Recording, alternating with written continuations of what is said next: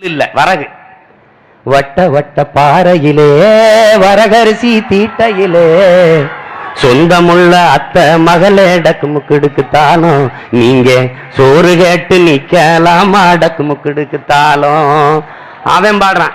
சொரண கெட்ட மாமன் பொண்ணே சொரண கெட்ட மாமன் பொண்ணே சோரனுக்கு வேணாண்டி சொந்தமுள்ள அத்தை மகளே டக்கு முக்கிடுக்குத்தாலும் சோப்பு மச்சான் உனக்கு எனக்கு நேசம் என் வயிற்றில் 6 மாசம் அப்பதான் அறிஞ்சா இது அதை விட மோசம் வெள்ளி புடியருவா வெடல புள்ள கையருவா சொல்லி அடிச்சருவா சொல்லட்டுதடி நற்கதிர ஏதன் நிறைய பேர் பாதிக்கப்பட்டிருக்கீல்ல.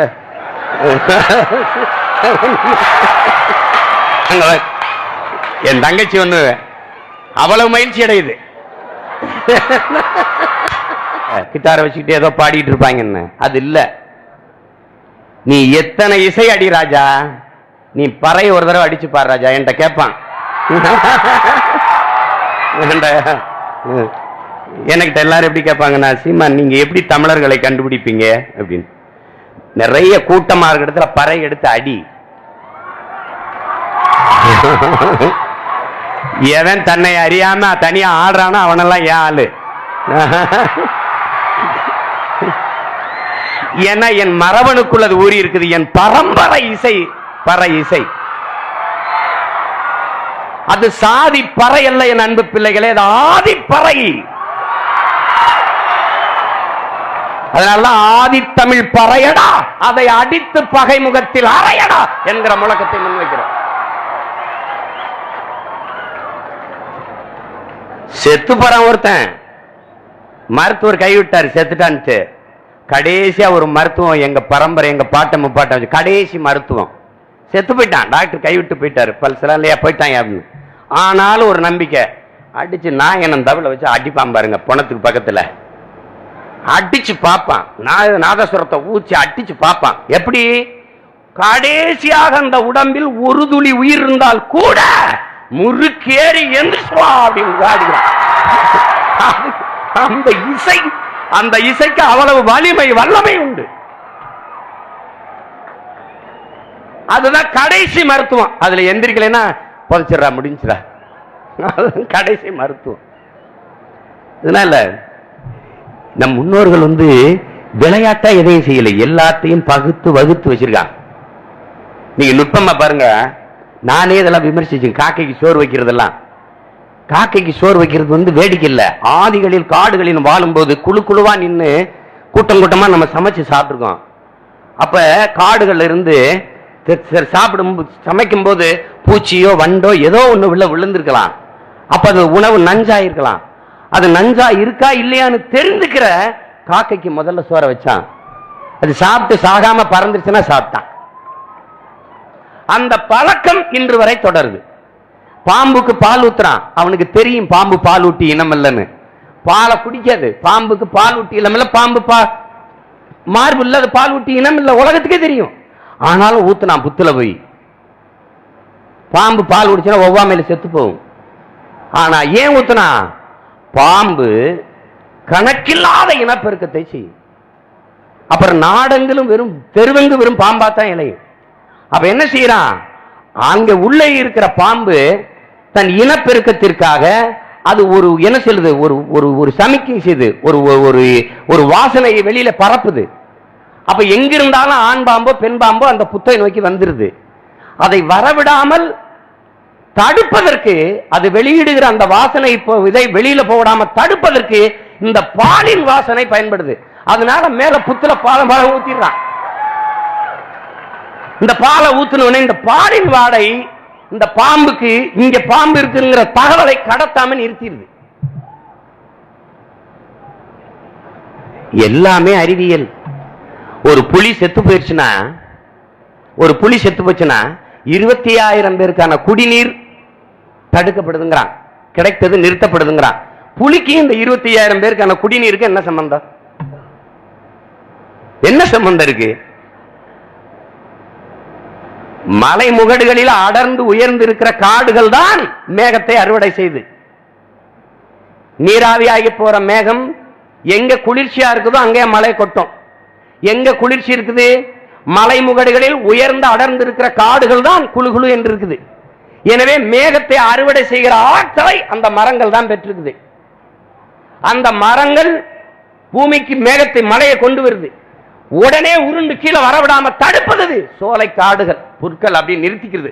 தன் உணவு தேவைக்கு தேக்கி வச்சுக்கிறது தடுப்பணை போல. அது வெளியிடுகிற தண்ணீரை கிராஸ்லேண்ட் இருக்கு, இந்த புல்வெளி, அந்த புல்வெளியில் இருக்கிற புற்கள் தேக்கி வச்சுக்கிறது தன் உணவு தேவைக்கு. அந்த புற்களை மான்கள் தன் உணவுக்காக தின்றுது.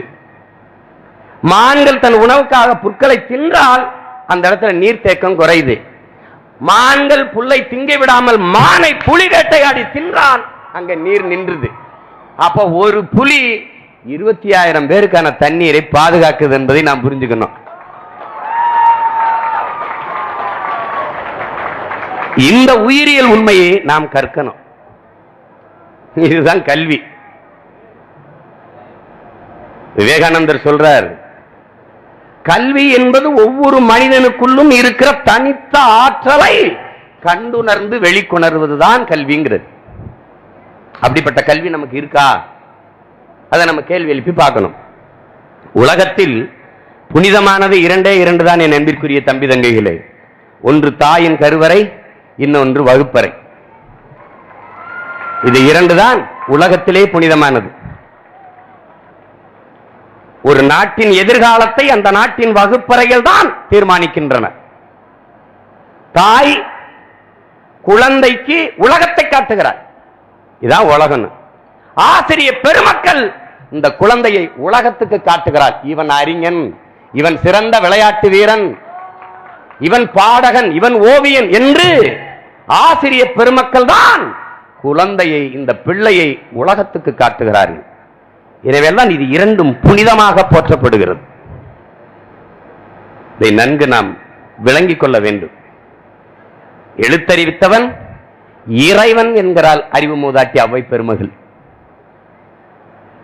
குலனருள் தெய்வம் யார் சொல்றா? பவனந்தி முனிவர் குலனருள் தெய்வம் என்கிற ஆசிரியர் பெருமக்கள். இதே ஆசிரியர் பெருமக்களுக்கு பேச வேண்டியது இருக்கு. நீங்க சரியா இருந்தா நாடு சரியாயிருங்கிறதுக்காக சொல்ல வேண்டியது இருக்கு. நீங்கள் தான் ஓட்டுக்கு காசு வாங்காத ஒரு தலைமுறையை உருவாக்கணும். நீங்கள் தான் ஊழல் லஞ்சமற்ற, ஊழல் லஞ்சத்திற்கு எதிரான பெரும் நெருப்பான இளைய தலைமுறை புரட்சியாளர்களை தயார் செய்து அனுப்பணும். இது உங்கள் கடமையும் உங்கள் பொறுப்பும். அதனாலதான் இது நான் குறிப்பிட்டு பேச விரும்புகிறேன். அதாவது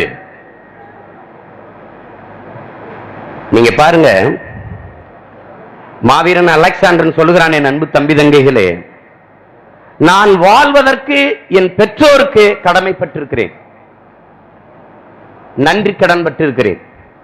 நான் நன்றாக வாழ்வதற்கு என் ஆசிரியருக்கு கடமைப்பட்டிருக்கிறேன். நான் வாழ்வதற்கு என் பெற்றோருக்கு கடமைப்பட்டிருக்கிறேன், நான் நன்றாக வாழ்வதற்கு என் ஆசிரியர் பெருமக்களுக்கு கடமைப்பட்டிருக்கேன். அவனுடைய ஆசிரியர் யார்? அரிஸ்டாட்டில். அரிஸ்டாட்டிலால் அலெக்சாண்டருக்கும் பெருமை, அலெக்சாண்டரால் அரிஸ்டாட்டிலுக்கும் பெருமை வந்தது. ஆசிரியருடைய பணி என்ன? இன்று ஏடு தூக்கி படிக்கும் மாணவ பிள்ளைகளை நாளை நாடு காக்கும் தலைவர்களாக மாற்றுகிற அரிய பணியை செய்யக்கூடிய ஆற்றல், வாய்ப்பு ஆசிரியர் பெருந்தகைகளுக்கு தான் இருக்கிறது. அதுல மன்னன் பிலிப்பு மக்களுக்கு பொற்காசுகளை அள்ளி வழங்கி கொண்டிருக்கிறான். ஏன்னு கேட்கிறாங்க, ஏன் இவ்வளவு காசு அள்ளி அள்ளி கொடுக்கிற, தங்க காசு அப்படின்னு. என் ஆசிரியர், எனக்கு கற்பித்த ஆசிரியர் அரிஸ்டாட்டில் உயிரோடு இருக்கும் போது என் மகன் பிறந்து விட்டான், அலெக்சாண்டர் பிறந்து விட்டான். என் மகனை உலகம் போற்றுகிற பேரறிஞனாக என் ஆசிரியர் அரிஸ்டாட்டில் உருவாக்குவார். அந்த மகிழ்ச்சியில் தான் இந்த தங்க காசுகளை அள்ளி அள்ளி என் மக்களுக்கு கொடுத்து கொண்டிருக்கிறேன். அந்த நம்பிக்கையை அரிஸ்டாட்டில் பொய்யாக்கல. ஆக சிறந்த பெரிய வீரனை, ஒரு தத்துவ ஞானியை படைகிறது.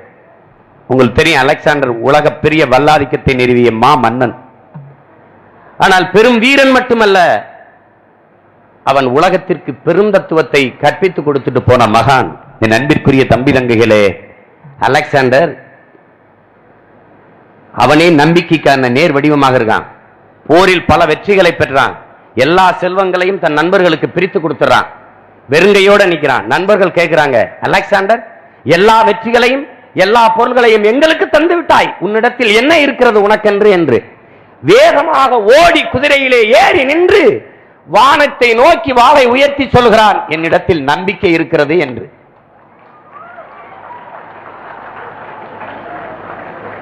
அதான் அவன் இந்த உலகத்திற்கு தந்துவிட்டு போன மிகப்பெரிய கொடை. ஒரு மனிதனுக்கு நீங்கள் செய்ய வேண்டிய ஏதாவது ஒன்று இருந்தால் அது நம்பிக்கையை கொடுப்பதுதான். ஒரு மனிதனின் முதுகுக்கு பின்னால் நீங்க செய்ய வேண்டியது ஒன்றே ஒன்றுதான், தட்டி கொடுப்பது ஒன்றுதான்.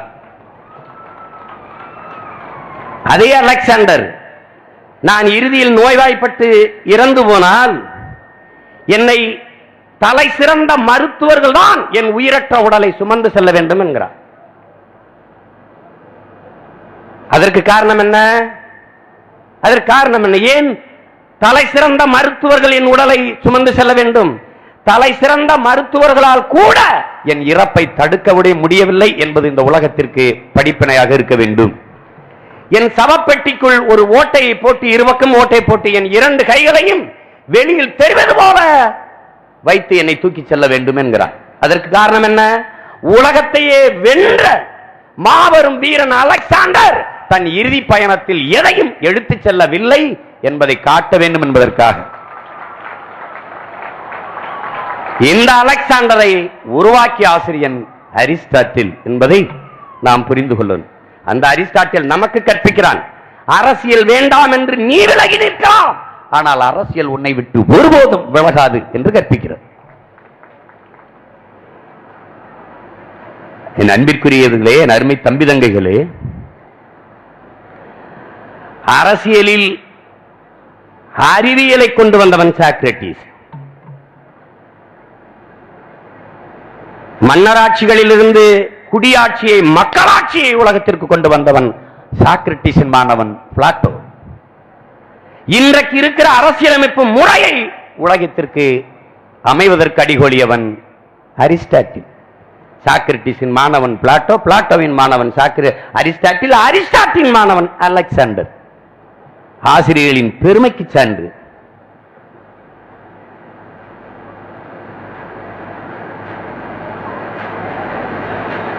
திருநெல்வேலியிலே சுப்பையாக பிறந்த சுப்பிரமணியம் மகாகவி காணதற்கும் ஆசிரியர் தான் காரணம். பீமாராவ் ராம்ஜி என்கிற ஒருவர் அரசியல் சாசனத்தை வகுத்து கொடுத்த புரட்சியாளர் அம்பேத்கர் ஆனதற்கும் ஆசிரியர் தான் காரணம்.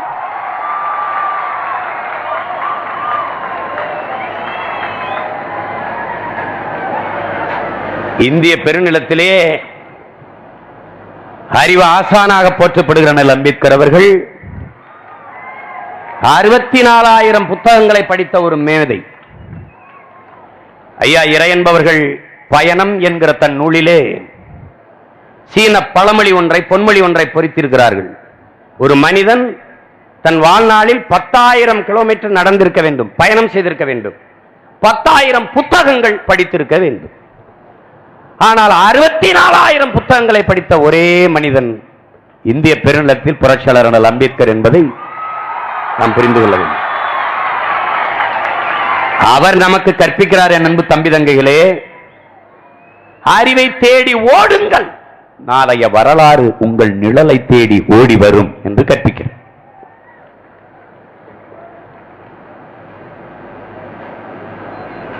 இங்கே கல்வி முறை எப்படி இருக்கிறது என்பதை நீங்க பார்க்கணும். நீங்க படிக்கிற கல்விக்கு நான் வரல, ஆனால் எப்படி இருக்கணும், எப்படிப்பட்ட கல்வியை நாம உருவாக்கணுங்கிறத நம்ம ஒரு புரிதலுக்கு வரணும்.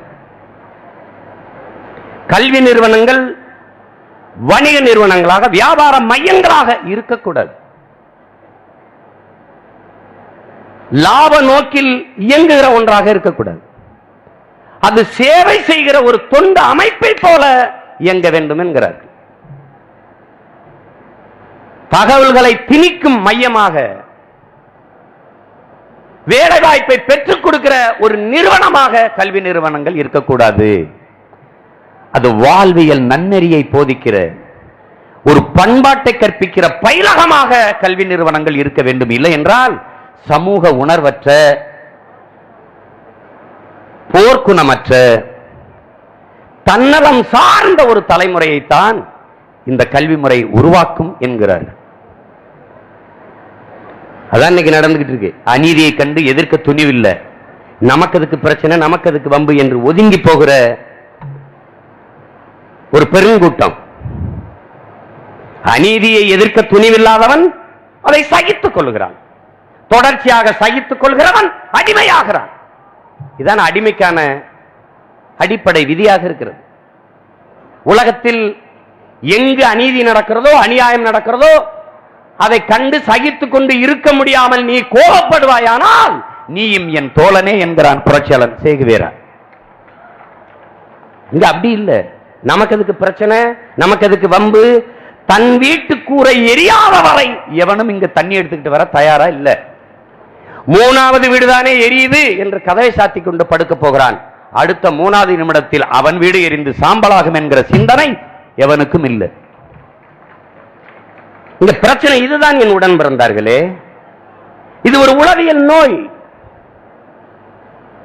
இந்த சமூகத்தை நீண்ட காலமாக பிடித்து வாட்டுகிற பெரு நோய். இதிலிருந்து விடுபடுவதற்கு, இந்த நோயை குணப்படுத்துவதற்கான மருத்துவர்களாக நீங்கள் ஒவ்வொருவரும் வர வேண்டும் என்பதுதான் இந்த அண்ணனுடைய அன்பான விருப்பம், ஆசை. தமிழ் இளம் தலைமுறையினர் ஒரு அசாத்திய ஆற்றல் கொண்டவர்களாக, நம்பிக்கை கொண்டவர்களாக இருக்கணும். விவேகானந்தர் சொல்றார், எல்லாம் தப்பு தப்பா இருக்கு, சரி செஞ்சிட முடியுமா? எல்லாம் பிரச்சனையா இருக்கு, சரி செஞ்சிட முடியுமா? அதுக்கு விவேகானந்தர் கற்பிக்கிறார், முழுமையான நேர்மை. இந்த வார்த்தையை நன்கு புரிஞ்சுக்கணும். நேர்மை, அதுல முழுமையான நேர்மை. புனிதம், அடுத்த வார்த்தை போடுறார், புனிதம். எதையும் எளிதில் செய்து முடிக்கக்கூடிய பேராற்றல். இதை கொண்ட இளைஞர்கள் 50 பேர் ஒன்றிணைந்தாலே போதும், இந்த உலகத்தையே புரட்சிகர மாற்றத்திற்கு கொண்டு வந்துவிட முடியும் என்கிறார். இதையே எங்கள் உயிர் தலைவன் என் அண்ணன் மேதகவி பிரபாகரன் அவர்கள் எங்களுக்கு கற்பிக்கிறார். 50 பேர் இருந்தால் விவாதிக்கலாம், 5 பேர் இருந்தால் சாதிக்கலாம் என்கிறார்.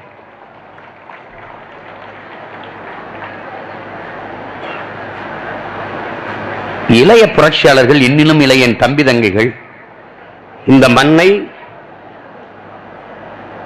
ஒரு புரட்சிகர மாற்றத்திற்கு தயார் செய்ய வேண்டிய கடமையும் பொறுப்பும் பெற்றிருக்கிற நீங்கள் நம்பிக்கை கொண்டிருக்கணும்.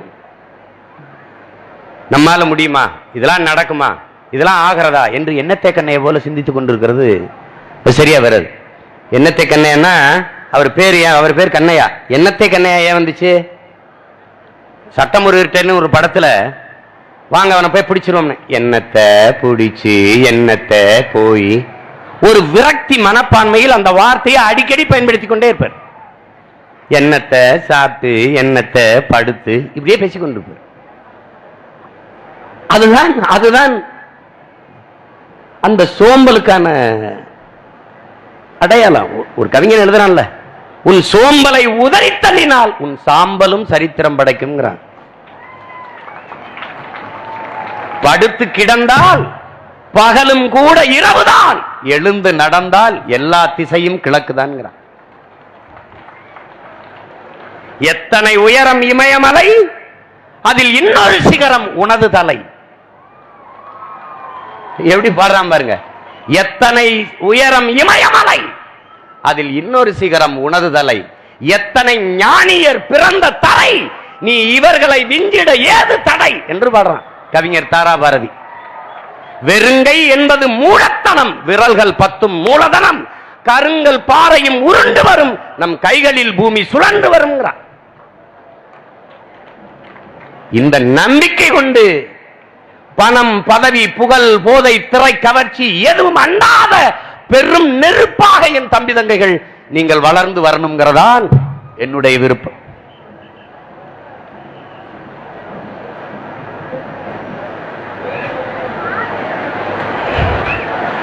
நாங்க திரைப்படம் எடுக்க தான் வந்தோம், நானும் வந்தேன். இப்ப என் தம்பி எல்லாம் அதான் எடுத்துக்கிட்டு இருக்கிறாங்க. ஆனாலும் சிலர் பணத்தை தேடி ஓடிக்கொண்டிருக்கும் போது நான் இனத்தை தேடி ஓடிக்கொண்டிருக்கிறேன் என்பதை நீங்கள் விளங்கிக் கொண்டிருக்கணும். படம் எடுத்தால் எனக்கு வருமானம் வரும். என் வருமானமா என் இனமானமா என்று என் முன்னே நிற்கிற போது என் இனமானம் தான் எனக்கு பெரிது என்று இந்த வேலையை செய்ய வேண்டும். ரொம்ப முக்கியம். என்னுடைய தம்பி சமுத்திரகனி கூட சொன்ன, அண்ணன் இந்த கலைகள் எல்லாம் அழியாமல் பாதுகாப்பது எவ்வளவு பெரிய பொறுப்பு. இன்றைக்கெல்லாம் தமிழ் திரைப்படங்களில் நமது பிள்ளைகள் காட்சி அல்லது பாடலாக எப்படியாவது இந்த கலை வடிவங்களை உள்ளே கொண்டு வந்து அழிய விடாமல் பாதுகாக்கிறார். அதெல்லாம் மிகுந்த பாராட்டுக்குரியது.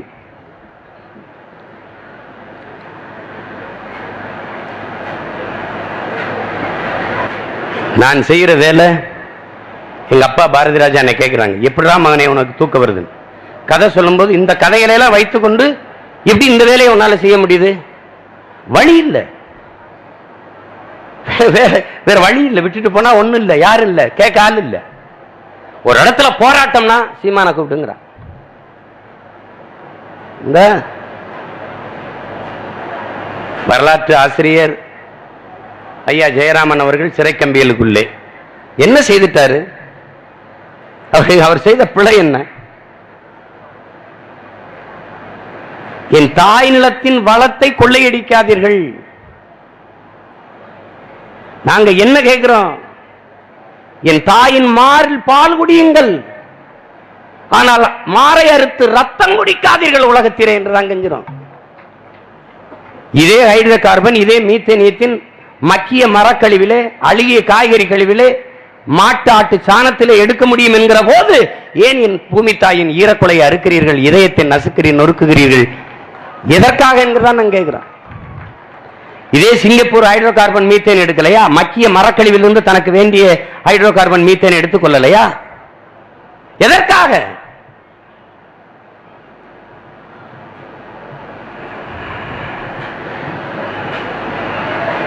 மண்ணையும் மக்களையும் எவனவன் தன் உயிருக்கு மேல நேசிக்கிறானோ அவனெல்லாம் சமூக விரோதி, அவனெல்லாம் நக்சல், அவனெல்லாம் பிரிவினைவாதி, அவனெல்லாம் தீவிரவாதி. எவனெல்லாம் என் மண்ணையும் மக்களையும் வளத்தையும் நலத்தையும் கெடுத்து நாட்டை நாசம் பண்றானோ அவனெல்லாம் தலைவன். அப்படிதான் நீங்க கட்டமைக்கப்படுது, அப்படிதான் இங்க கட்டமைக்கப்படுது. உங்களை போலதான் எங்களுக்கு இருந்தது, ஆசை இருந்தது. பாட்டுக்கு ஆடணும், விசில் அடிச்சோம், கைதட்டணும், திரையரங்கில் போய் முதல் காட்சி பார்த்துடணும் அப்படின்னா இருந்து வந்தவங்க தான் நாங்க எல்லாம். ஒன்றும் இது இல்லை. தெருக்கூத்து நடக்கும்போது முதல் இருக்கையில் போய் உட்கார்ந்து பார்த்தவங்க தான். வள்ளி திருமண் நாடகமா பப்புன் வர்றதுக்கு முன்னாடியே போயிடணும். கரகாட்டமா பாவக்குத்தா அப்படி முன்னாடி போய் உட்கார்ந்துக்கிறணும். அதெல்லாம் இன்னும் எங்களுக்குள்ள மறையாத ஒரு பசுமையான நினைவுகளாக இருக்குது. அப்போலாம் அப்பாங்கிறது சொல்லணும், அப்பான்றதுக்காக. நான் கிராமத்தில் இருக்கும்போது சின்ன வயசுல பக்கத்து கிராமங்களில் போய் இந்த கூத்தெல்லாம் பார்க்க போகும்போது என் அப்பா தடை போடலை. அதையெல்லாம் உள்வாங்கியதுதான் சின்ன வயசுல இந்த நாடகங்கள், அந்த கலைகளை உள்வாங்கியதுதான் எங்களை போன்ற பிள்ளைகளை எல்லாம் ஒரு கலைஞர்களாக பிற்காலத்தில் பரிணமிக்க வைத்தது. அப்ப நான் கேட்ட பாடல்கள் இன்னும் எனக்கு நினைவில் இருக்குது. வட்ட வட்ட பாறையிலே, வட்ட வட்ட பாறையிலே, வரகரிசி தீட்டையிலே, சொந்தமுள்ள அத்த மகனே டக்குமுக்குடுக்குத்தாலும் நீங்க சோறு கேட்டு நிக்கலாம் டக்குமுக்குடுக்குத்தாலும். அது என்ன சொன்னாங்க? அத்த மக உரல்ல நெல் குத்தல, வட்ட பாறையில போட்டு நெல்லை குத்திக்கிட்டு இருக்கா. வரகரிசி தீட்டா, நெல் இல்ல வரகு. வட்ட வட்ட பாறையிலே, வரகரிசி தீட்டையிலே, சொந்தமுள்ள அத்த மகளே டக்குமுக்குடுக்குத்தாலும் நீங்க சோறு கேட்டு நிக்கலாம் டக்குமுக்குடுக்குத்தாலும்.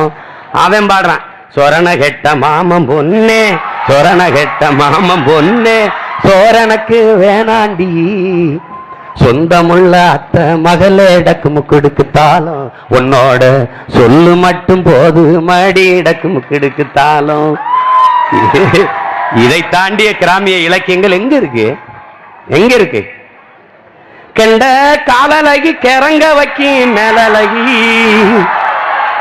காத்து கருப்படிக்கும் காட்டு வழி போகாத ஏன் அத்தை மகளை பாப்பு நீ அடிக்காதடி டூப்பு நான் அடுத்த வார சந்தையில வாங்கி தாரேன் சோப்பு.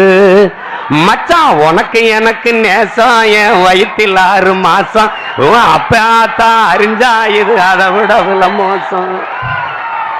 வெள்ளி புடியருவா வெடல புள்ள கையருவா சொல்லி அடிச்சருவா சொல்லட்டுதடி நற்கதிர ஏதந்தானத்தன நானே மச்சாந்தந்தானத்தன நானே பாடி வட்ட நிலவ போல ஏசினுக்காங்கொட்டு கூட வாடாமல்லி பூவலகி ஏசினுக்காங்கொட்டு கூட ஏசினுக்காங்கொட்டு கூட சிரிச்சு முடிக்கையில ஏசினுக்காங்கொட்டு கூட சில்லுன்னு தான் இருக்குதடி ஏசினுக்காங்கொட்டு கூட ஏசினுக்காங்கொட்டு கூட பாடிட்டே இருந்தா. இந்த கிராமத்து மக்களுக்கு இந்த பாமர கலைஞனுக்கு எவன் பாட்டு எழுதி கொடுத்தது? எவன் மெட்டமைச்சு கொடுத்தது? எங்க அப்பத்தாக்கெல்லாம் பருத்தி மாதிரி அரிச்சுக்கிட்டு இருக்கும்போது மிளகா மாதிரி அரிச்சுக்கிட்டு இருக்கும்போது பூசிரிக்க பூசிரிக்க பூ போல நாஞ்சிரிக்க போனாக ஏமாமே இன்னும் வர காணோமே ஏதானே தானே களைப்பு தெரியாம உழைக்கிற களைப்பு தெரியாம பாடிய பாடல்கள் எல்லாம் தான் இன்றைக்கு நவீன வடிவம் பெற்று மக்கள் கலை தான் இன்றைக்கு திரைக்கலையாக மாறி நிற்குது. அதற்கு எண்ணற்ற சான்றுகள், உரையாடல்கள், மக்களின் பேச்சு, மக்களின் அன்றாட மக்களின் மொழிதான் திரையில் உரையாடல்களாக வருது. என்னை எங்க அத்தை பொண்ணு எங்க அத்தை பொண்ணுகள்லாம் அப்பாவோட பிறந்தவங்க 5 பேர் அத்தைய. எல்லா அத்தைக்கும் பெரிய பெரிய மகளும் நாங்க சின்ன பையன். நான் எங்க அத்தாச்சி எல்லாம் என்ன கருவாப்பையில சொல்லிட்டே இருப்பாங்க. அப்ப எங்க அம்மாவுக்கு எங்க அத்தாச்சி எல்லாம் என்னை கருவாப்பைன்னு சொல்றது தாங்க முடியாது. அப்ப என்ன சொல்றாங்க பாருங்க அம்மா, ஏண்டி என் பதம் பெற்ற மகனை குத்தி வடிச்சாலும் ஜம்பா குப்பையில போட்டாலும் மாணிக்க முடி. அதாவது குத்தி வடிச்சாலும் சம்பா சோறான், குப்பையில கொண்டு என்னை போட்டாலும் மாணிக்கமா. அது தாய் பேசுற பாருங்க. குத்தி வடிச்சாலும் சம்பா குப்பையில போட்டாலும் மாணிக்க முடி. கருப்பு கருப்புன்றிய என் மகனை, என் மகன் கருப்பு உங்க தலையில் இருக்குடி, உங்க செவப்ப உள்ளங்கால இருக்குடி.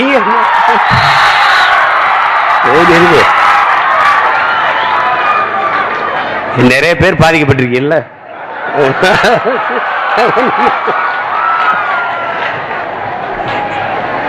என் மயங்கருப்பு உங்க உடம்புல இருந்தா மச்சான், உங்க செவப்பு அவன் உடம்புல இருந்தா தேமல். என் தங்கச்சி ஒண்ணு அவ்வளவு மகிழ்ச்சி அடையுது. கருப்பா இருக்கிற அந்த கரும்புல இருந்து அவ்வளவு இனிப்பா இருக்கிற சக்கரை வருது. கருப்பு தான் அழகு, காரம் தான் ருசி. வெள்ளைங்கிறது அழகல்ல நிறம், ஆங்கிலம் என்பது அறிவல்ல மொழி. அவ்வளவுதான்.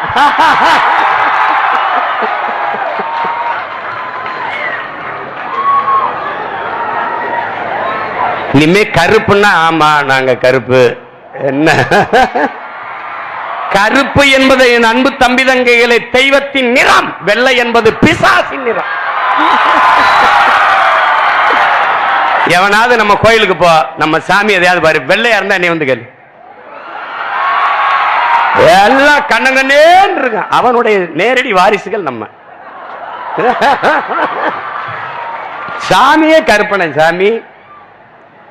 அதுல நான் ஒரு முருகனை போட்டேன் வீரத்தமிழர் முன்னணிக்கு.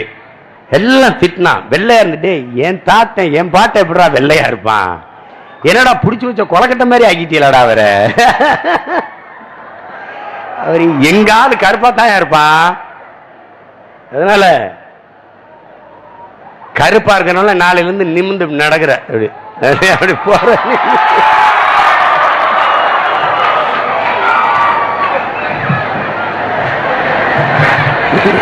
அதாவது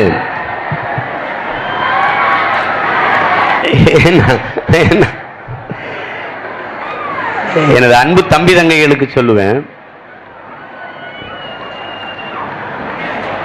நல்லவர்கள் கூட தோற்றதாக வரலாற்றில் செய்தி இருக்குது, நம்பிக்கை கொண்டவர்கள் தோற்றதாக வரலாற்றில் செய்தி இல்லை என்று என் உயிர் தலைவன் மேதகவே பிரபாகரன் கற்பிக்கிறார். மாவீரன் சுபாஷ் சந்திர போஸ், உன்னை ஒருவனாலும் தோற்கடிக்க முடியாது, உன் நம்பிக்கையில் நீ தோற்கிறவரை என்கிறான்.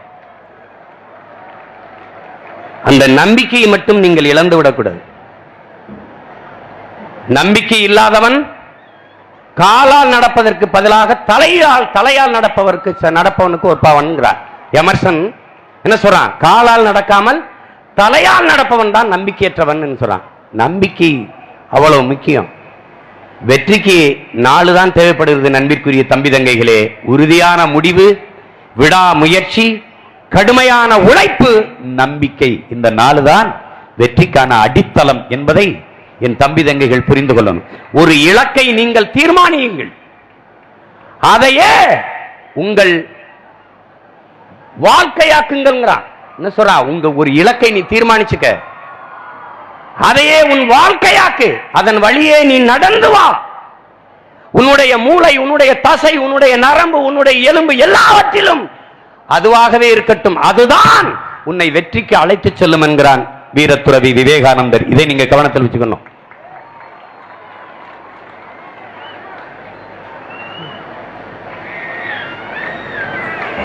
நம்மால் முடியுமா என்கிற கேள்வியை நீங்க எழுப்பக்கூடாது. நம்மால் முடியாதது உலகில் யாராலும் முடியாது, உலகில் யாராலும் முடியாதது நம்மால் முடியும் என்கிற நம்பிக்கை உங்களுக்கு இருக்கணும். அது ரொம்ப முக்கியம். நீங்க சிகரம் கடக்க வேண்டும் என்று முடிவெடுத்து விட்டால் ஒற்றை சிறகிலும் பறக்கலாம். என் அன்பிற்குரிய தம்பி தங்கைகளை உங்களுக்கு நான் கற்பிக்க விரும்புவது, தமிழ் அறிவியலின் அடையாளமாக இருக்கிற நம்ம ஐயா அப்துல் கலாம் அவர்கள் சொல்கிறார்கள், எல்லா பறவைகளும் மழை பெய்தால் கூட்டை நோக்கித்தான் பறக்கும். ஆனால் கழுகு இருக்கிறதே, அது மழை பெய்தால் மேகத்தை கிழித்துக் கொண்டு மேலே போய் பறக்கும் என்கிற. நீங்கள் மழை பெய்தால் கூட்டை நோக்கி பறக்கும் பறவைகளாக இல்லாது அந்த மேகத்தை கிழித்துக் கொண்டு மேலே சென்று பறக்கிற கழுகுகளாக நீங்கள் மாற வேண்டும். விளக்கை நோக்கி பறக்கிற விட்டில் பூச்சிகளாக அல்லாது இலக்கை நோக்கி பறக்கிற எரிகணைகளாக நாம் மாற வேண்டும். அறிஞர் பெர்னாட்ஷா என்ன கற்பிக்கிறான்? உலகில் எல்லோரும் உலகம் போகிற போக்கிலேயே போக நினைக்கிறார்கள். ஆனால் யாராவது ஒருவன் தான் உலகத்தை தன் போக்கிலே திருப்ப நினைக்கிறான். உலகம் பெற்றிருக்கிற இத்தனை மாறுதலுக்கும் காரணம் இந்த உலகத்தை தன் போக்கிலே திருப்ப நினைப்பவர்கள் தான். அவன் தான் இதுவரைக்கும் காரணமா இருந்திருக்கான். அது மார்க்ஸ், அது லெனின், அது சேகுவேரா, அது ஃபிடல் காஸ்ட்ரோ, புத்தன், பூலே, அரிஸ்டாட்டில், சாக்ரட்டிஸ், பிளாட்டோ, எவனாக இருந்தாலும் இந்த உலகத்தை தன் போக்கில் திருப்ப நினைத்தவன் தான் இந்த உலகம் பெற்றிருக்க இத்தனை மாறுதலுக்கும் காரணமாக இருந்திருக்கிறார்கள். எனவே அன்பு தம்பி தங்கைகளே, உலகத்தை உங்கள் பக்கம் திருப்ப நினையுங்கள். கூட்டத்தில் ஒருவராக நீங்கள் இருக்க நினைக்காதீர்கள். கூட்டம் உங்களை சுற்றி நிற்க வேண்டும் என்கிற முடிவில் நீங்கள் இருக்க வேண்டும். ஹிட்லர் என்ன நம்மளை கற்பிக்கிறான்? உன்னை இந்த உலகம் திரும்பி பார்க்க வேண்டுமா, நீ எவனையும் திரும்பி பார்க்காதேங்கிறான். அதான் முக்கியம். உன்னை எல்லாரும் பின்னாடி இருந்து விமர்சிக்கிறானா, இவன்லாம் ஒரு ஆளா, இவனால முடியுமா? எல்லோரும் உன்னை பின்னாடி நின்று விமர்சித்தால் நீ எல்லோருக்கும் முன்னாடி நிற்கிறாய் என்பது பொருள். அதை புரிந்துக. உன்னை விமர்சிக்கிறானா, அதுவும் ஒருவித பாராட்டுத்தான். நீ யாரையோ ஒருவனை பொறாமைப்பட வைத்திருக்கிறாய், அதில் நீ பெருமை கொள்.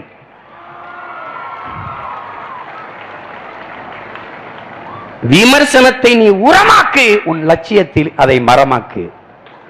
அதுலதான் அதான் முக்கியம். புரட்சியாளர் லெனின் நமக்கு கற்பிக்கிறான். தம்பி தங்கைகளே, விமர்சிக்கிறவனுக்கு நிரூபிக்க போராடாதே, உன்னை நம்பி நிற்கிறவனுக்கு உண்மையாக இருக்க போராடுங்கிறான். அதை கற்றுக்கொள்ளுங்கள். ஒரு அறிஞன் சொல்றான், தொடர்ந்து சிந்தினால் வேர்வையும் தேனாகும் என்கிறான். தொடர்ந்து சிந்துங்கள். எப்படி பார்த்தாலும் வெற்றிக்கு ஒரே ஒரு வழிதான் இருக்கு, கடுமையான உழைப்புங்கிறான். அதை கற்றுக்கொள்ளுங்கள். நான் சொல்லும் போது எல்லாரும் கேள்வி பேசினான், ஆடு மாடு வளர்த்தல அரசு பணியாக்கிடுவேன், வேளாண்மையை தேசிய தொழிலாக்கி அரசு பணியாக்கணும்னு கேள்வி பண்ணான். ஆனால் இன்னைக்கு சட்டசபையில் 4000 பேர் MBA படிச்சவன், பொறியியல் படிச்சவன், துப்புரவு பணிக்கு வேலைக்கு அவனு போட்டிருக்கான். துப்புரவு பணிக்கு, தெருக்குட்டுறதுக்கு. எந்த வேலையும் செய்யலாம், இழிவல்ல. எந்த வேலையும் செய்யாமல் இருப்பதான் இழிவு. இதை அறிவார்ந்த தமிழ் சமூகத்தின் பிள்ளைகள் புரிந்து கொள்ளணும். என் தம்பி தங்கைகளே, நம்மை எப்படியெல்லாம் சிதைத்து அழிக்கிறார்கள் என்பதை நீங்கள் நன்கு உணர்ந்து புரிந்து தெளிந்து கொள்ளணும். முதலில் நம்மை நம் தாய்மொழியிலிருந்து வெளியேற்றினார்கள், வெளியேற்றி விட்டார்கள், வெற்றி கண்டு விட்டார்கள். தமிழர்கள் தங்கள் தாய்மொழியிலிருந்து 3-4 தலைமுறைகளாக வெளியேறிவிட்டார்கள். தமிழர்களுக்கு தாய்மொழி எழுத படிக்க பேச தெரியாது. தமிழோடு ஆங்கிலம் கலந்து கலந்து பேசிய ஒரு புது மொழியை இவர்கள் உருவாக்கி விட்டார்கள். இங்கே வாழ்ந்து கொண்டிருக்கிறவர்கள் தமிழர்கள் அல்ல, இவர்கள் தமிழர்கள் என்கிற புதிய இனம். இவர்கள் தங்கிலீஷ்காரர்கள். இது தமிழ்நாடு அல்ல, இங்கிலாந்து நாட்டின் இன்னொரு மாநிலம். எந்த விளம்பர பலகையிலேயோ எந்த தெருக்களின் பெயரிலேயோ தமிழ் இல்ல. Street, extension, avenue, sector, colony, flats இப்படிதான் இருக்குதே ஒழிய அடுக்ககம், நிலச்சாலை, பிரிவு, விரிவு, தெரு என்று எங்கும் இல்லை. வணிக நிறுவனங்கள் தமிழகத்தின் தமிழ் தெருக்களில் தமிழ் இல்லை. மணக்க வரும் தென்றலிலே குளிராய் இல்லை, தோப்பில் நிழலாய் இல்லை, தனிப்பெரிதாம் துன்பம் இது தமிழகத்தின் தமிழ் தெருவில் தமிழ்தான் இல்லை என்று வருந்தி பாடினான் புரட்சி பாவலன் பாரதிதாசன். ஆனால் இன்று வரை இல்லை. தமிழ் முடிஞ்சிட்டது. தாய்மொழியிலிருந்து தமிழர்கள் வெளியேற்றப்பட்டு விட்டார்கள். என் அன்பு பிள்ளைகளே, எதுவரை உன் மொழி நீள்கிறதோ அதுவரை உன் நிலம், எதுவரை உன் மொழி வாழ்கிறதோ அதுவரை உன் இனம். நிலமற்ற இனமும் நிர்வாண உடலும் உலகில் அவமானகரமானது. இது எங்கள் தலைவன் எங்களுக்கு கற்பித்தது. உன் இடத்தினை உறுதி செய், உன் இனத்தை முன்னிறுத்து, இருக்க இடமற்றவன் அனைத்துலகம் பேச ஆறுகதையற்றவன். இது ஒரு பேரறிஞன் சொன்னது. நீ நிற்க இடமில்லை, உனக்கு உன்னை வெளியேற்றிட்டான், தாய்மொழியிலிருந்து வெளியேற்றிட்டான், உன் வழிபாட்டிலிருந்து வெளியேற்றிட்டான், வழக்காடு மன்றங்களிலிருந்து உன் தாய்மொழி வெளியேறிட்டது, கல்வி நிறுவனங்களிலிருந்து உன் தாய்மொழி வெளியேறிட்டது, கோயில்களிலிருந்து உன் தாய்மொழி வெளியேற்றப்பட்டு விட்டது. எங்கிருக்கிறது தமிழ்? கடைசியாக தமிழனின் நாக்கில் இருந்தும் வெளியேறிவிட்டது. நாக்கில் வாழாத தமிழ் நாட்டில் எப்படி வாழும் என்று தமிழ் இளம் தளிர்கள், தலைமுறை பிள்ளைகள் நீங்கள் சிந்தித்து பார்க்கணும். எல்லா சொற்களுக்கும் பல நூறு வேர் சொற்கள், உயிர் சொற்கள், கலை சொற்களை கொண்ட உலக மொழி தமிழ். மனவை முஸ்தபா என்ற பேரறிஞன், நமது பெரிய தகப்பன், பல லட்சக்கணக்கான உயிர் சொற்கள், கலை சொற்கள், வேர் சொற்களை கண்டு புத்தகங்களாக போட்டு தந்து விட்டு செத்து போயிட்டார். அவர் ஒரு இஸ்லாமியர். தன் பிள்ளைகளுக்கு தூய தமிழ் பெயரை வைத்தார். செம்மல் என்று பேத்திக்கலாம், அப்படி பேர் தூய தமிழ் பெயர். அதனால இஸ்லாமியரா இருக்கிறதுக்கும் தமிழ்ல பேர் வரைக்கும் சம்பந்தப்படுத்திட்டு அலைய வேண்டியதில்லை, வேண்டியதில்லை. என் அன்பிற்குரிய பிள்ளைகளே, எழுதுங்கள், எழுதுங்கள் என் நெற்றியில் நான் அரேபியன் என்று என்று முகமது தர்வீஸ் சொல்றான். எப்படி சொல்றான்? எழுதுங்கள் என் நெற்றியிலே நான் அரேபியன் என்று அப்படி முகமது தர்வீஸ் முழங்குறான். இது தேசப்பற்று. அதையே சீமான் சொன்னால் அவன் இனவாதி, பிரிவினைவாதி, Naxal. Yes, we shall come over. Martin Luther King முழங்குறான், நாங்கள் மீண்டு எழுவோம் அப்படிங்கிறான். அதையே சீமான் சொன்னா இனவாதி, பாசிஸ்ட், சாவனிஸ்ட், நக்சல், சமூக விரோதி. எவ்வளவு பெருமையா இருக்குது பாருங்க. ஒரு கவிஞன் எழுதுறான், இங்க பாருங்க அன்பு தம்பி தங்கையில, ஒரு கவிஞன் எழுதுறான், எங்கள் கண்முன்னே எங்கள் வீடுகளை இடித்து தரைமட்டமாக்கியவர்கள், எங்கள் கண்முன்னே என் தாய் தந்தையரை குண்டு வீசி கொலை செய்தவர்கள், எங்கள் கண்முன்னே என் உடன் பிறந்த அக்கா தங்கைகளை வன்புணர்வு செய்து கொலை செய்தவர்கள், எங்கள் பிஞ்சு குழந்தைகளை நச்சு குண்டுகளுக்கு இரையாக்கி பலியிட்டவர்கள். அதை தடுக்க போராடிய எங்களை தீவிரவாதி என்கிறார்கள். அவன் இறுதியா முடிக்கிறான், அப்படி பார்த்தால் உலகத்தீரே இந்த தீவிரவாதம் தான் எவ்வளவு புனிதமானதுங்கிறான். என் நிலத்தை, என் வளத்தை, என் மக்களின் நலத்தை கெடுக்கிற இந்த நாசகார திட்டங்களை எதிர்த்து போராடுகிற நாம் நக்சல்கள் என்றால், சமூக விரோதிகள் என்றால் இதைவிட பெருமையானது ஒன்றுமில்லை. ஒண்ணு இல்லை.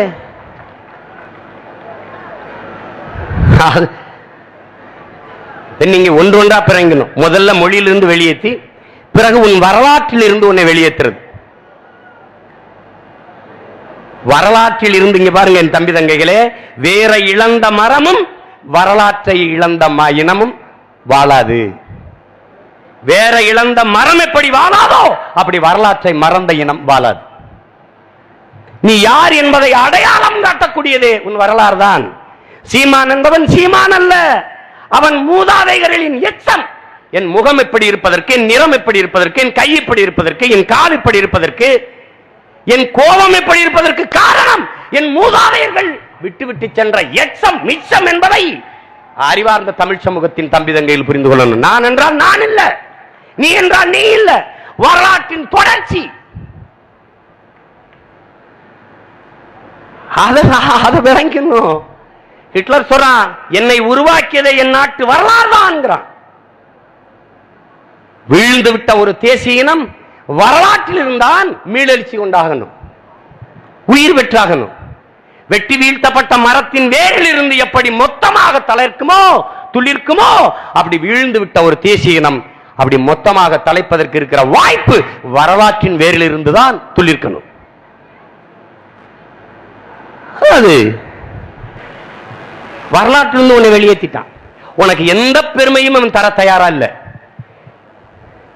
நீ வல்லபாய் பட்டேல படிப்ப, வாவு சிதம்பரனாரை படிப்பியா? நீ ஷான்சி ராணி லக்ஷ்மிபாயை படிப்ப, உன் வீர பெரும்பாட்டி வேலுநாச்சியாரை படிப்பியா?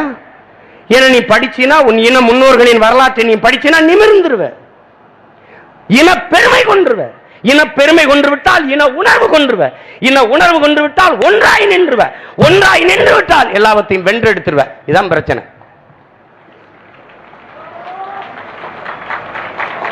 அப்ப உனக்கு என்ன பெருமை ஊட்டப்படுது?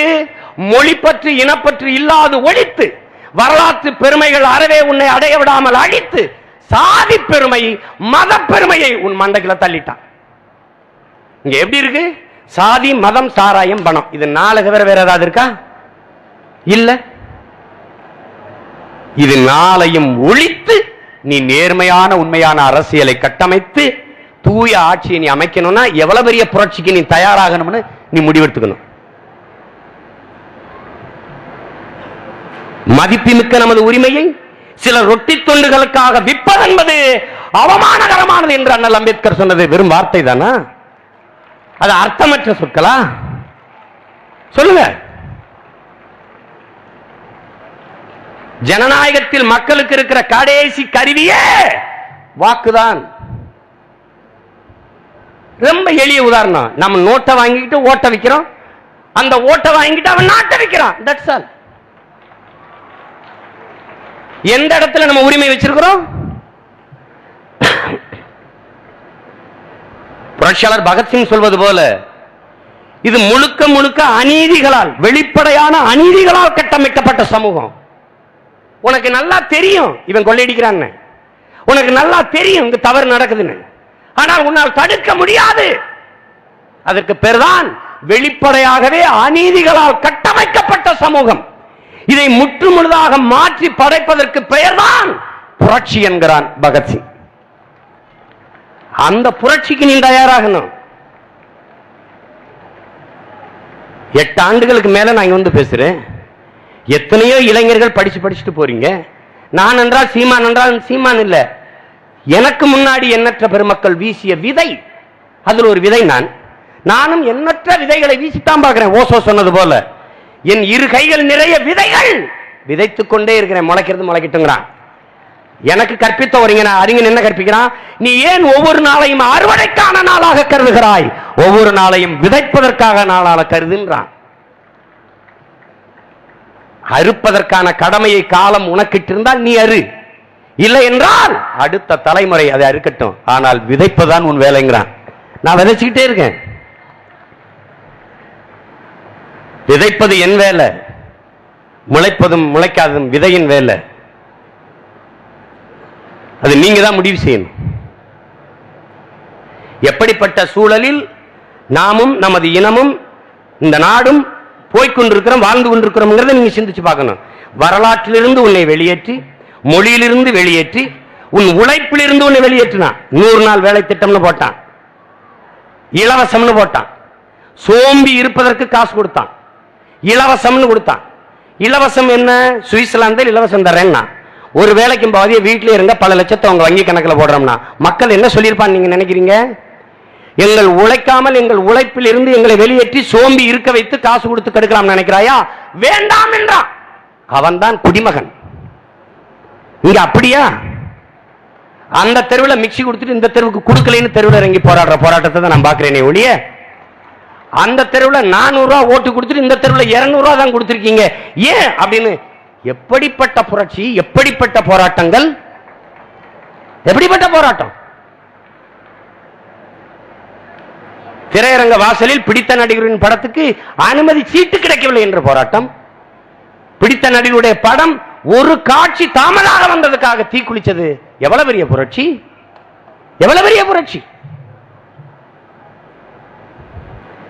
எப்படிப்பட்ட சமூகத்துக்குள் சிக்கிக் கொண்டிருக்கிறீர்கள் நீங்கள் என்பதை நீங்கள் புரிந்துக்கணும். இது யார் மாத்துறது? யார் மாத்துறது? சமூக மாற்றம் தானா வருமா? இந்த சமூகத்தை எப்படி நீ மாற்ற நினைக்கிறியோ அந்த மாற்றத்தை உன்னிலிருந்து தொடங்குகிறான் காந்தியடிகள். எனக்குள் எந்த மாற்றத்தையும் ஏற்படுத்த முடியாத நான் சமூக மாற்றத்தை எப்படி ஏற்படுத்த முடியும்?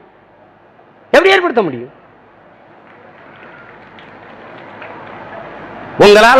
உங்களால ஒரு 10 வார்த்தை ஆங்கில வார்த்தையை நீக்கிட்டு பேச முடியாதா? உங்களுக்கு மொழி இல்லையா, சொற்கள் இல்லையா? சொற்கள் இல்லையா?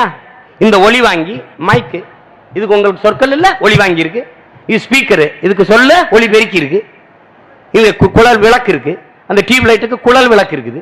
அது ஒலி ஒலி ஒலி பதிவு கருவி இருக்கு. எல்லாவற்றுக்கும் தமிழ்ல சொல்லு இருக்குது. அதனாலதான் எந்த மொழியின் துணையின்றி தனித்து இயங்கக்கூடிய உயர் தனி செம்மொழி என்று உலகத்தார் பாராட்டுறான்.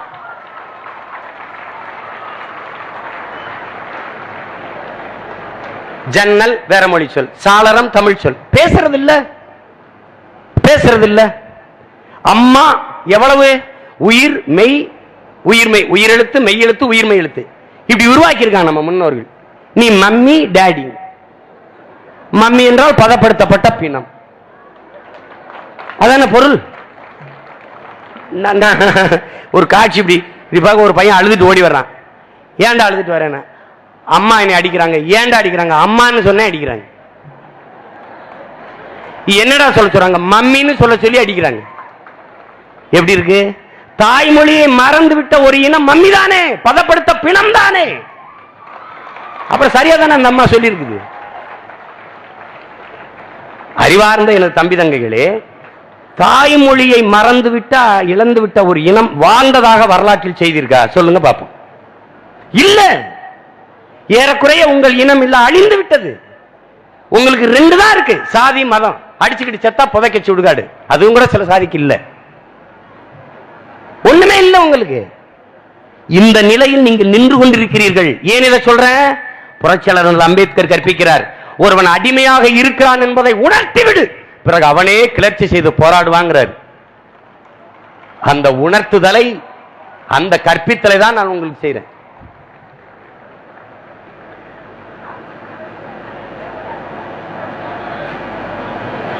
கடைசி இங்க என்ன இருக்குது? இப்ப எல்லா கல்வி என்பது மானுட உரிமை, அது வியாபாரம் ஆயிடுச்சு. மருத்துவம் என்பது மகத்தான சேவை, அது வியாபாரம் ஆயிடுச்சு. இதெல்லாம் எப்ப பொதுமையாகும்? எப்போ ஒரு மாற்றுதல்? எல்லாருக்கும் சரியான சமமான கல்வி, சரியான தரமான மருத்துவம் எப்போது கிடைக்கும்? என்றைக்கு கிடைக்கும்? என்றைக்கு கிடைக்கும்? அதுக்கு யார் வேலை செய்ய போறது?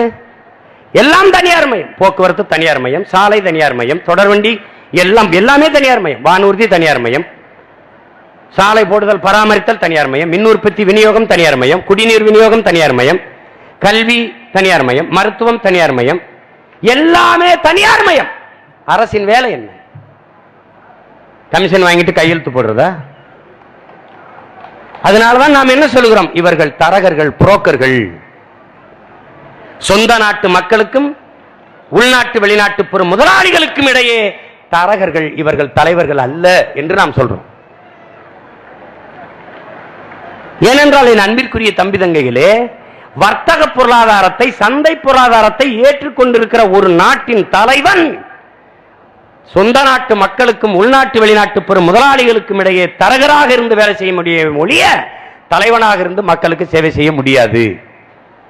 இதை நீ வேணா வாதிட்டு பாரு, இல்ல கேட்டுப்பாரு, பொருளாதார மேதைகள்கிட்ட கேட்டுப்பாரு. வாய்ப்பே கிடையாது, வாய்ப்பே கிடையாது.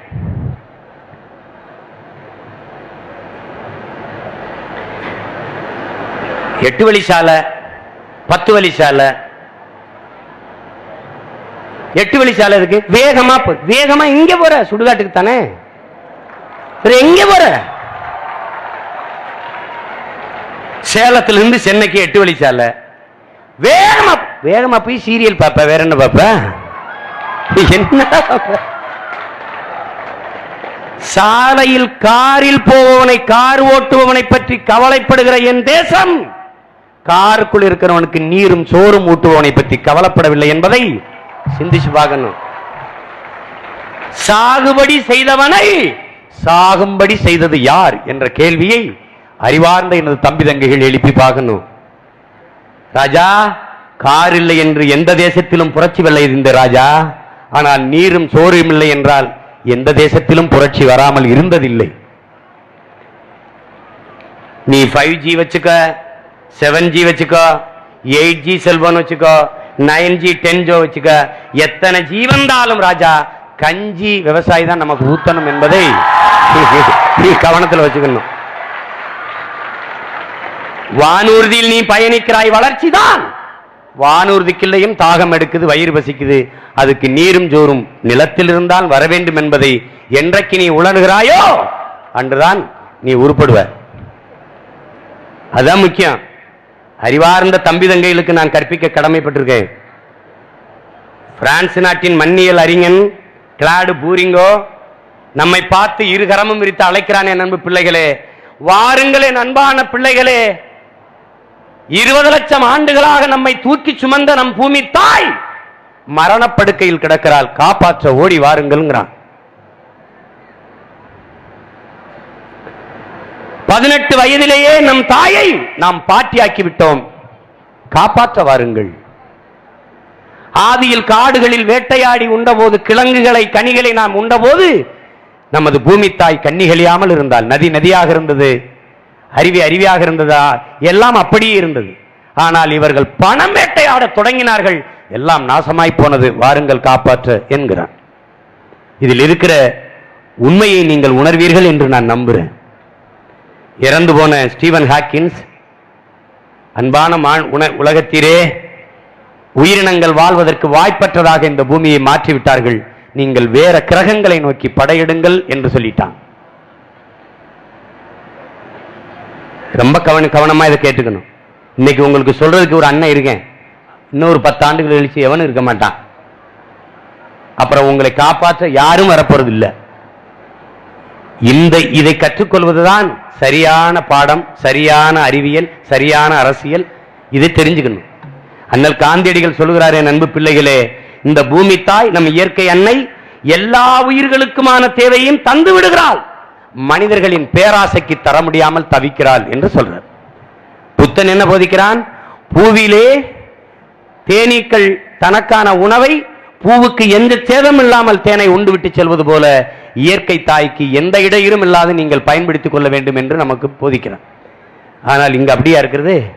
நீற்றுணை ஆய்வு, ஹைட்ரோ கார்பன், மீத்தேன், ஈத்தேன், அணு உலை, ஸ்டெர்லைட்டு, கையில் எரிவாயு, ஒண்ணும் கிடையாது. உன் பூமியில் எதுவுமே கிடையாது. அறிவார்ந்த என தம்பி தங்கைகள் சிந்திச்சு பாருங்க. பட்டாசு வெடிப்பதற்கு 2 மணி நேரம் தான் உச்ச நீதிமன்றம் அனுமதி தருகிறது. காரணம், காற்று மாசுபட்டு விடும், சுற்றுச்சூழல் கெட்டுவிடும், காற்று மாசுபட்டுவிடும், சுற்றுச்சூழல் கெட்டுவிடும். சரிதான், 2 மணி நேரம் தான் அனுமதி கொடுக்குது. அற்ப பட்டாசு வெடித்தாலே காற்று மாசுபட்டுவிடும், சுற்றுச்சூழல் பாதிக்கப்பட்டுவிடும் என்றால் அப்ப அணு உலை, அப்ப ஸ்டெர்லைட் இதெல்லாம் பாதுகாப்பானது என்று சொல்கிறோம். பேருந்து கட்டணத்தை ஏற்றிவிட்டு ஸ்கூட்டருக்கு மானியம் கொடுக்கிற ஒரு கூட்டத்தில் நாம் வாழ்ந்து கொண்டிருக்கிறோம் என்பது எவ்வளவு பெரிய கேவலம் என்பது பாருங்க. என் தம்பிதங்கில் சிந்திங்க. பேருந்தில் யார் பயணிப்பா? சொந்தமா மோட்டர் பைக் வைத்துக் கொள்ள முடியாதவன், தானியில் போக முடியாதவன், மகிழ்ந்து வைத்திருக்க முடியாதவன், இவன் தான் பேருந்தில் பயணிப்பான். அடித்தட்டுக்கும் அடித்தட்டுக்கு கீழே இருக்கிற மக்கள் தான் அதுல பயணிப்பாங்க. அந்த மக்களினுடைய கட்டணத்தை 2 மடங்காக ஏற்றிவிட்டு அவர்கள் ஸ்கூட்டிக்கு மானியம் கொடுப்பதை எப்படி நீங்கள் பார்க்கிறீங்க? எப்படி பார்க்கிறீங்க? போக்குவரத்து துறையில பெரும் இழப்பு என்கிறார்கள். எப்படி இவ்வளவு இழப்பு? நாங்கள் இலவசமாக பள்ளி கல்லூரி மாணவர்களுக்கு கட்டணம் இல்லாத பயணம் செய்ய அனுமதி கொடுத்தோம். ஃப்ரீ பஸ் பாஸ், இலவச பஸ் பாஸ். அவங்க சொல்றது நாங்கள் கேட்டது கல்வியை இலவசமாக கொடுங்கள், பேருந்துக்கு நாங்கள் கட்டணம் செலுத்துகிறோம் என்று. கல்வியை கட்டணம் கொடுத்து படிக்க வைத்துவிட்டு பேருந்து கட்டணத்தை இலவசமாக்கினோம் என்பதை எப்படி நீங்க பார்க்கிறீங்க? எப்படிப்பட்ட ஆட்சி முறை, எப்படிப்பட்ட நிர்வாக கட்டமைப்பு, இதை எப்படி நீங்கள் சரி செய்ய போகிறீர்கள்? ஊழல் லஞ்சம் தேசியமயமாக்கப்பட்ட தேசத்தின் மக்கள் நாம் எப்படி சரி செய்ய போறோம்? எப்படி சரி செய்ய போறோம்? எவ்வளவு ஆபத்தான நிலையில் நின்றுகிட்டு இருக்கிறீங்க. ஒரே நாள்ல பணம் செல்லாதுன்றார். 50 நாள் பொறுத்திருங்கள், உங்களை எல்லாரையும் சொர்க்கத்துக்கு அனுப்புறேன்ட்டாரு. அவர் அனுப்பல, பல பேர் செத்து அவனா போயிட்டான். 50 நாள் பொறுத்திருக்க சொன்னார். பாருங்க, ஒரு ஆண்டுக்கு மேல ஆயிருச்சு, பதிலே இல்லை,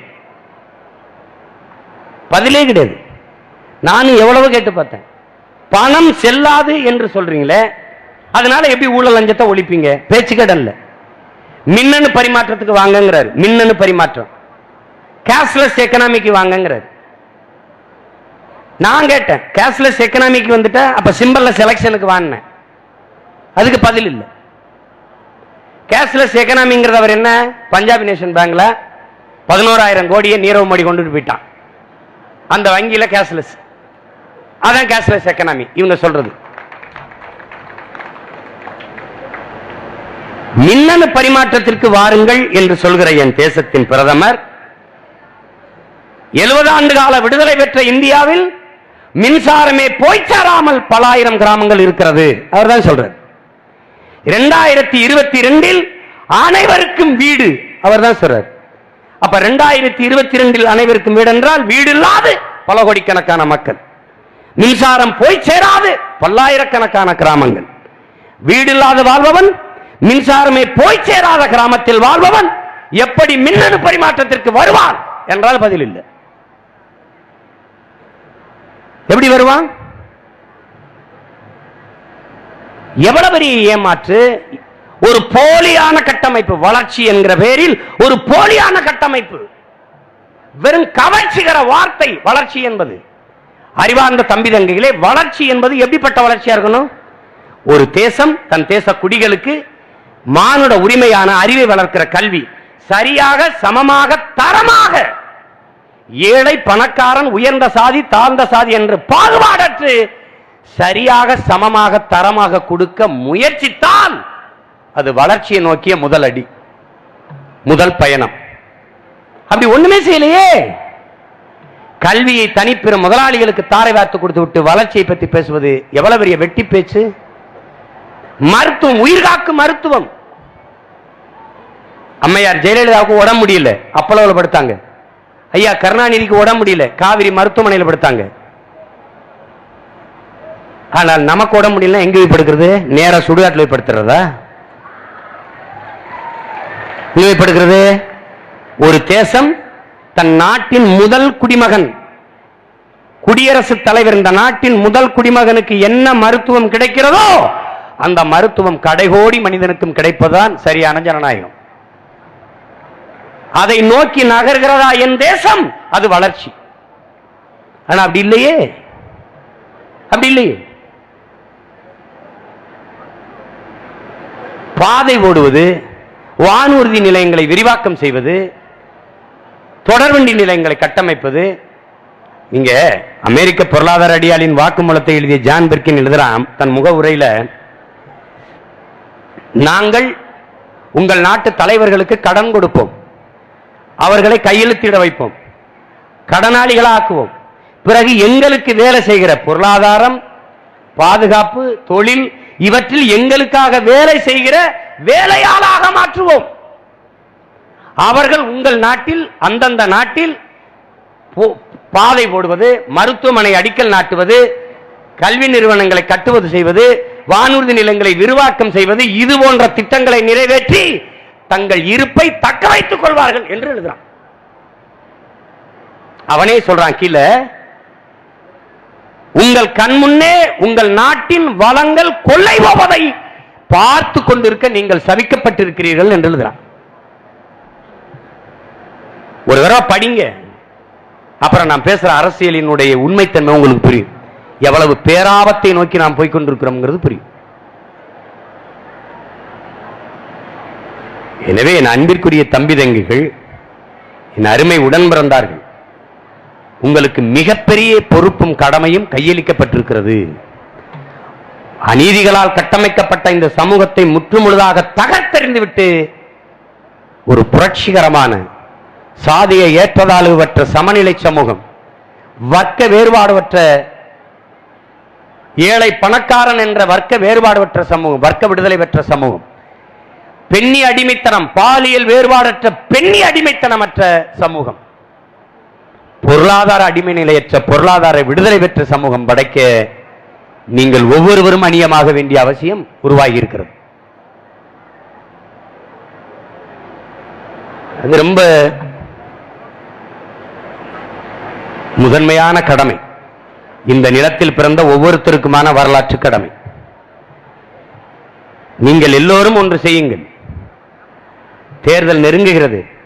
நமது வாக்கு விற்பனைக்கு இல்லை என்று உங்களோடு உடன்படித்தவர்கள், உங்கள் உடன் பிறந்தவர்கள், உங்கள் உறவுகள் ஒவ்வொருவருக்கும் சொல்லுங்கள், காசை வாங்கிக் கொண்டு வாக்கு செலுத்துகிற இந்த நிலையை ஒழியுங்கள். அதற்கு காரணத்தை சொல்லுங்கள், காரணத்தை சொல்லுங்கள். அன்பு தம்பி தங்கைகளே, நீங்கள் தினந்தோறும் உழைக்கிறீர்கள். காலையில் இருந்து மாலை பொழுது சாய்கிற வரை உழைக்கிறீர்கள், வெம்பாடு விட்டு உழைக்கிறீர்கள்.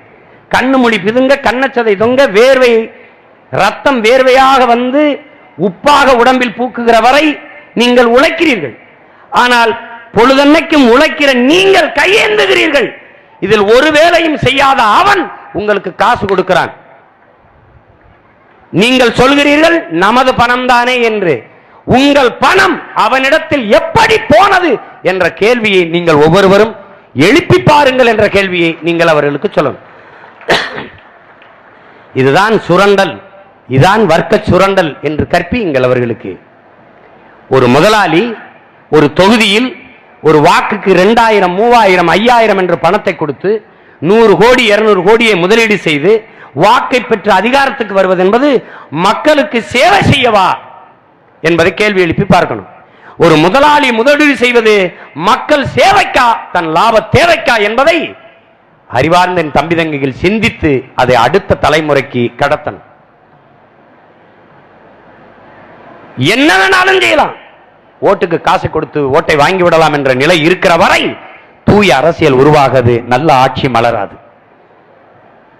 அப்படி என்றால் நாம் இன்று இருக்கிற துயதுரும்பை தூக்கி சுமக்கிற அடிமை வாழ்விய நிலையிலிருந்து நாம் மீளவே முடியாது, ஒண்ணுமே செய்ய முடியாது. அதற்கு எதிராக படித்துக் கொண்டிருக்கிற இளைய தலைமுறை தம்பி தங்கைகள் ஒரு புரட்சிகர இயக்கமாக மாறுங்கள். பணத்தை வாங்கிக் கொண்டு வாக்கு செலுத்துகிற அந்த கொடிய நிலையில் இருந்து தமிழர் நிலத்தை மீட்டெடுக்க நீங்கள் அரும்பாடாற்றுங்கள். தெருவில் இருந்து போராடுங்கிறதுல ஒரு முகநூல் பதிவு, ஒரு சின்ன சுட்டி செய்தி ஒவ்வொருவரும் செய்யுங்க. ஒரு புரட்சி தீ போல பற்ற வையுங்கள். தானாக மாறும், தானாக மாறும். என் அன்புக்குரிய பிள்ளைகளை, இது நம்மால் முடியுமா என்று நினைக்காதீங்க. ஒரு வண்டி நிறைய குப்பையானாலும் அதை கொளுத்துவதற்கு வண்டி நிறைய குப்பை நெருப்பெடுத்துக் கொண்டு யாரும் போவதில்லை. வண்டி நிறைய குப்பையானாலும் ஒரு தீக்குச்சி, ஒரு தீப்பெட்டி தான். என்ன கற்பிக்கிறான்? முற்றுப்புள்ளி என்பது முடிவல்ல, எல்லாவற்றுக்கும் முடிவல்ல, அந்த புள்ளியில் இருந்தான் அவ்வளவு பெரிய கோலம் தொடங்குகிறது என்கிறான். அதை புரிந்து கொண்டு நீங்கள் செய்யணும். நம்மால் முடியுமா நம்மால் முடியுமா என்று நீங்கள் நினைக்காதீங்க. என் அன்பிற்குரிய தம்பி தங்கைகளுக்கு நான் ஒன்றை கற்பிக்க விரும்புகிறேன். தென்னை மரம், தோட்டத்தில் போய் தென்னை மரத்தை பாருங்க. தென்னை மரத்தை முதலாக பூமிக்கு வந்ததில் முதலாக ஒரு மட்டையை விட்டுருக்கோம், நுனி மட்டை. எவ்வளவு வரை உயரத்திற்கு போனாலும் ஒவ்வொரு மட்டையும் பிறந்து இருந்ததற்கான தடத்தை அதன் உடம்புல பதிச்சு வச்சிருக்கு. தென்னை மரத்தில் மட்டை கூட தான் பிறந்ததற்கும் இறந்ததற்குமான தடத்தை பதிச்சு வச்சுட்டு போகுது. தமிழ் மக்கள் நாம் பிறந்ததற்கும் வாழ்ந்ததற்குமான தடத்தை பதிப்பதா வேண்டாமா என்பதை நீங்க தான் புரிஞ்சுக்கணும். பெடல் காஸ்ட்ரோ என்ன கற்பிக்கிறான்? தடம் பார்த்து நடப்பவன் மனிதன், தடம் பதித்து நடப்பவன் மாமனிதன் என்கிறான். நீங்கள் தடம் பார்த்து நடக்கப் போகிற மனிதர்களா, தடம் பதித்து நடக்கப் போகிற மாமனிதர்களா என்பதை என் தம்பி தங்கிகள் நீங்கள் முடிவெடுக்கணும். மார்ட்டின் லூதர் கிங் என்ன நமக்கு கற்பிக்கிறான்? இதெல்லாம் சாத்தியமா என்று பயப்படாத, மொத்த படிக்கட்டையும் பார்த்து வியந்து நிற்காத, இது எப்படி 100 படிக்கட்டை ஏறுவது என்று எண்ணி பார்க்காத, நம்பிக்கையோடு முதல் படியில் முதல் அடியை எடுத்து வை என்று கற்பிக்கிறான். எங்கள் தலைவன் எங்களுக்கு என்ன கற்பிக்கிறான்? எத்தனை ஆயிரம் கிலோமீட்டர் பயணமானாலும் ஒரு காலடி தடத்தில் தான் தொடங்கியாக வேண்டும் என்கிறான். தொடங்கு, அதுதான் முக்கியம். மாற்றத்திற்கான விதை. புரட்சி என்பது மண்ணில் தோன்றுவதற்கு முன்பு மக்களின் மனத்தில் தோன்ற வேண்டும் என்கிறார்கள். அந்த மனத்தில் புரட்சிகர விதையை விதைத்து என் அன்பு தம்பி தங்கைகள் ஒரு எழுச்சியும் புரட்சியும் மிகுந்த சமூகமாக இது மாறுவதற்கு நீங்கள் ஒவ்வொருவரும் அரும்பாடாற்ற வேண்டும். எங்களைப் போல எல்லாவற்றையும் விட்டுவிட்டு வீதியில் வந்து போராடுங்கள் என்று சொல்லவில்லை. உங்கள் பேச்சு, உங்கள் எழுத்து, உங்கள் கவிதை, உங்களுடைய நடனம், உங்களுடைய பாட்டு அத்தனையும் பலாயிரம் ஆண்டுகளாக அடிமைப்பட்ட ஆழ்தளத்தில் அழுத்தி வைக்கப்பட்டிருக்கிற அன்னை தமிழ் சமூகத்தின் உயர்வுக்கு, மீட்சிக்கு, எழுச்சிக்கு, விடுதலைக்கு உதவட்டும். அதற்கு உங்களுடைய அதை நோக்கி உங்கள் பயணம், உங்கள் பணி இருக்கட்டும் என்பதுதான் என்னுடைய அன்பான வேண்டுகோள். வெறுமனே ஆடுனோம் பாடுனோம் பொழுதுபோக்கு கைதட்டினோம் ஆயிடுச்சுல்ல. ஒன்னே உங்களுக்கு சொல்ல விரும்புறேன், கேளிக்கைகளில் பொழுதுபோக்குகளில் அதிக நாட்டம் கொண்ட ஒரு இனத்தின் மக்களை புரட்சிக்கு தயார் செய்ய முடியாது, தயார் செய்ய முடியாது. என்றைக்கு மதுக்கடைகளில் கூட்டம் குறைந்து பழச்சாறு கடையில் கூட்டம் கொடுக்கிறதோ அந்த சமூகம் ஆரோக்கியமான சமூகமாக மாறுகிறது. என்றைக்கு திரையரங்குகளில் கூட்டம் குறைந்து நூலகத்தில் கூட்டம் பெருகுகிறதோ அன்றைக்கு அந்த சமூகம் அறிவார்ந்த சமூகமாக மாறுகிறது. அல்லது திரை அரங்கு கண் வழியே காது வழியே போதை ஏற்றுகிற மதுக்கடைகளாக இல்லாது மாலை நேர நூலகங்களாக மாற வேண்டும். அப்போதுதான் திரை அரங்குகள் கோயில்களாக மாறும். அது மாலை நேர கல்லூரியாக மாற்ற வேண்டிய தேவை இருக்கிறது.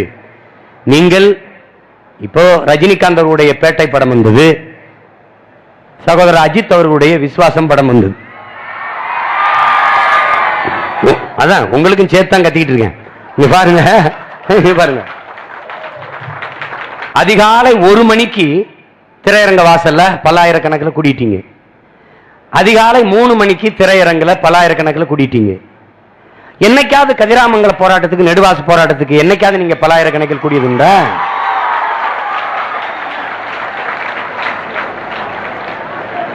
நிலம் போகிறது, வளம் போகிறது, வாழ்க்கை பறிவாகிறது. அதை பற்றி கவலை இல்லாது பொழுதுபோக்கிற்கு இப்படி கூடுகிற கூட்டத்தை வைத்து புரட்சியை எடுக்கவே முடியாது. பசித்த அனுபவனுக்கு பால் ஊட்டாது. நடித்த நடிகனின் பதாகைக்கு பால் ஊத்துற கூட்டத்தை வைத்துக் கொண்டு ஒன்னும் செய்ய முடியாது, ஒன்னும் செய்ய முடியாது. கோயில்ல சூடம் காட்ட போக மாட்டான், நாக்குல திரையரங்க வாசல் சூடம் காட்டிருக்கான். நாக்குல அப்படியே 4 நாள் காட்டிக்கிட்டு புற்று வந்து செத்து போவ. இது எவ்வளவு பெரிய இந்த சமூகம், ஒரு அறம் சார்ந்து மானம் வீரம் சார்ந்து வாழ்ந்த ஒரு சமூக கூட்டம் எவ்வளவு இழிவான நிலைக்கு தள்ளப்பட்டுக் கொண்டிருக்கிறது. ஒரு நாள் வசூல் என் அன்பிற்குரிய தம்பி தங்கைகளே 32 கோடி ஒரே ஒரு நாள் பொழுதுபோக்கிற்கு என் மக்கள் கொட்டி கொடுத்தது. தஞ்சையில் பாதி நாடு அழிந்து போனது. ஒரு பைசா ஒரு இளைஞன் தரல. எவ்வளவு பெரிய துயரம் இது! எவ்வளவு முரண்பட்ட சமூக கட்டமைப்பா இருக்கு! எப்படி இருக்கு? 1000 ரூபாய் ஒரு குடும்ப அட்டைக்கு அரசு கொடுக்குது. 1 கோடி ரூபாய் கார்ல வந்து இறங்கி நின்று வரிசையில் நின்று வாங்கிட்டு போறான். இந்த கையில இந்த தெருவில் இந்த ஓரத்தில் குடும்ப நியாய விலைக் கடை, ரேஷன் கடை, குடும்ப அட்டை 1000 ரூபாய் துண்டிச்சா, சினிமா மொழியில இமிடியேட் கட்டு, டக்குன்னு துண்டிச்சா அந்த பக்கம் டாஸ்மார்க்ல வரிசை.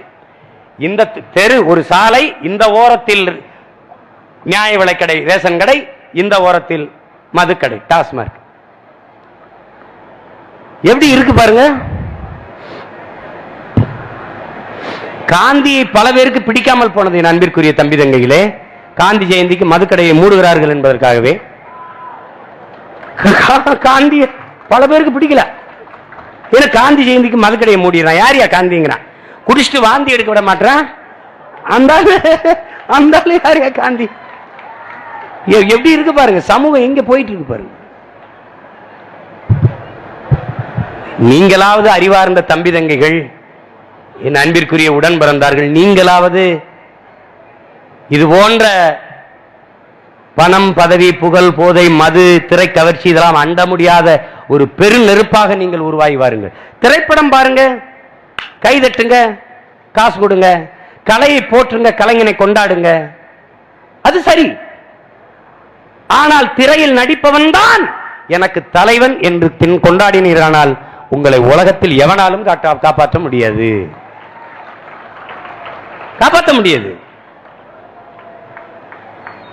நடிப்பது மட்டுமே நாடாள தகுதி என்று கற்றறிந்த நீங்கள் தேர்வு செய்வீர்களானால் உங்கள் கல்வி பயனற்றது, பயனற்றது. நீங்க படிச்சு முட்டாள் தான். ரசிங்க. கேரளாவில் மம்முட்டி படம் ஓடுது, இப்படித்தான் சூடம் காட்டுறானா? இப்படித்தான் பாலாபிஷேகம் பண்றானா? மோகன்லால் படம் ஓடுது, இப்படித்தான் பதாய்க்கு பால் ஊத்திருக்கானா? அது அறிவார்ந்த சமூகமாக மேம்பட்டு போகுது. இது அப்படியா? இந்த இழிநிலைக்கு எதிரான ஒரு புரட்சியை என் அன்பு தம்பி தங்கைகள் முன்னெடுக்க வேண்டும். நடிகன் வேறு, தலைவன் வேறு. தலைவன் என்பவன் வேறு, தலைவனுக்கான தகுதிகள் வேறு. நடிகனுக்கு ஒரு தகுதியும் வேண்டியதில்லை, நடிக்க தெரிஞ்சா போதும். தலைவன் நிறைய தியாகங்கள் செய்யணும். தன்னை தாழ்த்தி கொள்ளாதவன் தலைமை இருக்கிற தகுதியை பெற மாட்டான். நல்ல நுட்பமா விளங்கணும். தலைவன் என்பவன் தலையில் கிரீடம் சுமப்பவன் அல்ல என் தம்பி தங்கைகளே, தழும்புகளை தாங்குகிறவன் தான் தலைவன்.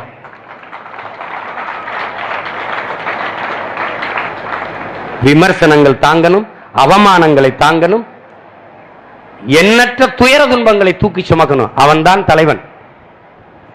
நீங்க இதையெல்லாம் அறிவார்ந்த என் தம்பி தங்கைகள் புரிந்து கொண்டு அடுத்த தலைமுறை தமிழ் சமூகமாவது ஒரு பண்பட்ட சமூகமாக, மேம்பட்ட சமூகமாக, அறிவார்ந்த தமிழ் சமூகமாக வருவதற்கு நீங்கள் எல்லாம் அரும்பாடாற்ற வேண்டும். என்ன படித்தோம் என்பதை மறந்து விடாதே. நாம் ஏன் படித்தோம், எதற்காக படித்தோம் என்பதையும் நீ மறந்து விடக்கூடாது. அதான் முக்கியம்.